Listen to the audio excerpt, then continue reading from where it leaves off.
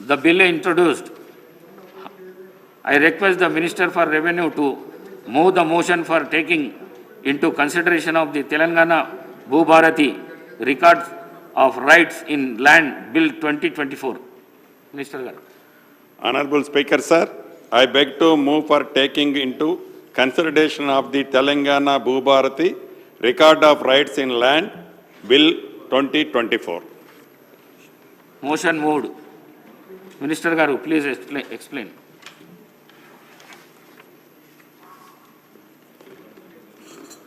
అధ్యక్ష,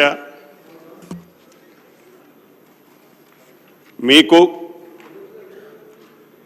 గౌరవ ముఖ్యమంత్రి గారికి ఈ సభలో ఉండే సభ్యులకి అదే రకంగా తెలంగాణ రాష్ట్రంలోని భూములున్న ఆసాములందరికీ ఈ బిల్లుని ఈ సభలో ప్రవేశపెట్టే అవకాశం కల్పించిన ఇందిరమ్మ ప్రభుత్వానికి మనస్ఫూర్తిగా కృతజ్ఞతలు చెప్తూ ఈరోజు ఒక చరిత్రాత్మకమైన రోజు, అద్భుతమైనటువంటి ప్రగతికి బాటలు వేసే రోజు. భూమి చుట్టూ మనిషి జీవితం ముడిపడి ఉంటుంది. తరతరాలుగా మనిషి జీవితానికి భూమికి విడదీయరాని అనుబంధం ఉంది. భూమి పేదరికాన్ని దూరం చేస్తుంది, ఆత్మగౌరవంతో బతికే అవకాశాన్ని ఇస్తుంది, కష్టానికి తగిన ఫలితాన్ని ఇస్తుంది. గ్రామాల్లో భూమే ప్రధాన జీవనాధారం. భూమిని నమ్ముకొని బతికే కష్టజీవుల కంటికి రెప్పలా చూసుకునే బాధ్యత ప్రభుత్వాలది. కానీ గత ప్రభుత్వం దీన్ని విస్మరించింది. ఉమ్మడి రాష్ట్రంలో కాంగ్రెస్ ప్రభుత్వం ఆనాడు 1971లో తీసుకొచ్చిన ROR చట్టం 49 ఏండ్లు విజయవంతంగా ఆనాడు ఉమ్మడి ఆంధ్రప్రదేశ్లో కానివ్వండి, రాష్ట్ర విభజన జరిగిన తర్వాత కూడా సుమారు 7 సంవత్సరాలు ఆ చట్టమే ఉన్నది. ప్రజల అవసరాలే లక్ష్యంగా అసైన్డ్ ల్యాండ్స్ మొదలు అనేక విధాన నిర్ణయాలని గత కాంగ్రెస్ ప్రభుత్వం ఇందిరమ్మ రాజ్యం తీసుకొచ్చింది. కాంగ్రెస్ అంటేనే ప్రజలకి ఒక భద్రత, భరోసా. అందుకే ఇప్పటికీ ఇందిరమ్మ ప్రభుత్వం అన్న ప్రజల గుండెల్లో పెట్టుకొని చూస్తున్నారు. కానీ వేలాది పుస్తకాలు చదివిన మేధావి 2020 ROR చట్టం ద్వారా తీసుకొచ్చిన ధరణి పోర్టలతో 3 ఏళ్లలోనే లక్షలాది కొత్త సమస్యలు తలెత్తాయి. ఉన్న నాలుకకి మందేస్తే, కొండ నాలుకకి మందేస్తే ఉన్న నాలుక ఊడినట్లు ధరణి పరిస్థితి తయారైంది.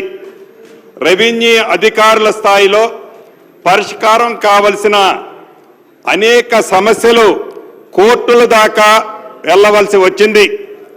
4 గోడల మధ్య కూర్చొని వారికి అనుకూలంగా ఉండేలా ధరణిని అప్పటి పాలకులు బలవంతంగా ప్రజల నెత్తిన రుద్దిన మాట వాస్తవమా కాదా? అటు పక్కన ఉన్న నా సహచర సభ్యులు కూడా ఆ విషయం తెలుసు. భూ యజమానికి తెలియకుండానే చేతులు దాటిపోయేలా చేసింది. కాళ్ళ కింద నేల కదిలిపోయినా పేదలు వారి ఆవేదన చెప్పుకోవటానికి మార్గమంటూ ఏమీ లేకుండా పోయింది. అందుకే మా నాయకుడు, ఈనాడు పార్లమెంటు ప్రధాన ప్రతిపక్ష నాయకులు రాహుల్ గాంధీ గారు ఎన్నికల సమయంలో ధరణి అరేబియా మహాసముద్రంలో వేస్తామని హామీ ఇచ్చాం. మా హామీని తెలంగాణ ప్రజలు పూర్తిగా విశ్వసించి అధికారాన్ని అప్పగించారు. దానికి అనుగుణంగా గౌరవ మా ముఖ్యమంత్రి రేవంత్ రెడ్డి గారు కానివ్వండి, ఈనాడు ఉప ముఖ్యమంత్రి వర్యులు బట్టి విక్రమార్క గారు కానివ్వండి, పాదయాత్ర చేసేటప్పుడు ఎన్నికల ముందు ఏదైతే ఇందిరమ్మ రాజ్యం వస్తే, ఇందిరమ్మ రాజ్యం వచ్చిన తర్వాత ధరణిని బంగాళాఖాతంలో వేస్తామని చెప్పాం. అన్న మాట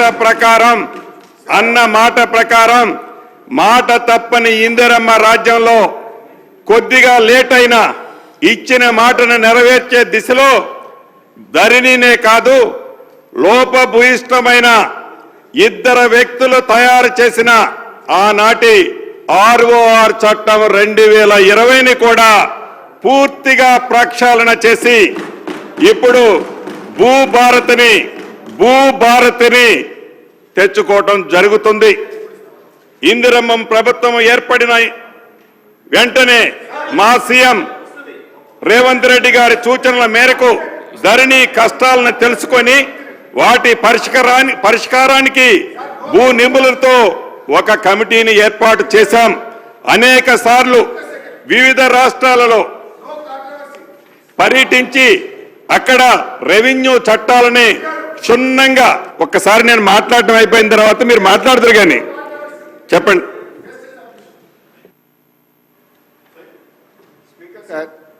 ఓన్లీ సబ్మిషన్. మన రూల్స్ బుక్ ప్రకారంగా ఇంత ఇంపార్టెంట్ బిల్లు మీరు రూల్ సస్పెండ్ చేసి బిల్లు ప్రవేశపెట్టిండ్రు. ఇప్పుడే బిల్లు మీద డిస్కషన్ అంటే బిల్లు కాపీయే మా చేతికి రాకుండా మేము ఏం మాట్లాడాలి సార్? ఒకటి, మన బీఏసీలో ఏం మొన్న మాట్లాడుకున్నాం సార్, బీఏసీ మినిట్స్ కూడా మాకు ఈ నిమిషానికి చేతికి రాలే. బీఏసీ మినిట్స్ రావు, అసలు ఏ బిల్లు ఎప్పుడు పెడతారో తెలియదు. మీ ఇష్టం ఉన్నప్పుడు రూల్ సస్పెండ్ చేసి బిల్లు టేబుల్ మీద పెట్టి ఇప్పుడే మాట్లాడండి అంటే అసలు ఆ బిల్లే మా చేతికి రాకుండా బిల్లును మేము చదవకుండా ప్రతిపక్షం ఎట్లా పాల్గొంటుంది? మన రూల్ పొజిషన్ అసెంబ్లీ ఏం చెప్తుందంటే ఏ బిల్ అయినా సరే ముందు రోజు ప్రవేశపెట్టి సభ్యులు ప్రిపేర్ అయ్యి నెక్స్ట్ డే వచ్చి మాట్లాడాలి. మనకు అసెంబ్లీ ఇంకా 2-3 రోజులని నడుపుతారు కదా మీరు. ఓకే, మంత్రి గారిని మాట్లాడమనండి, వీ విల్ కమ్ ప్రిపేర్డ్. ఈ బిల్లు మీద మంచి సూచనలు ఇస్తాం, డిస్కస్ చేద్దాం, మంచి అయింది చెడైంది మేము మాట్లాడదాం. దయచేసి టైం ఇవ్వాలని మీ ద్వారా కోరుతున్నాం. డెఫినెట్లీ అధ్యక్ష, ఈరోజు గౌరవ సభ్యులు హరీష్ రావు గారు బీఏసీకి సంబంధించిన సమాచారం ప్రతి గౌరవ సభ్యులకు మరి లెజిస్లేచర్ సెక్రటరియట్ సంబంధించి పెట్టడం జరిగింది అధ్యక్ష. రెండవది ఎజెండాలో బిల్స్కు సంబంధించిన అంశం పెట్టడం జరిగింది. సరే, వారు అడుగుతా ఉన్నారు సమయం కావాలని.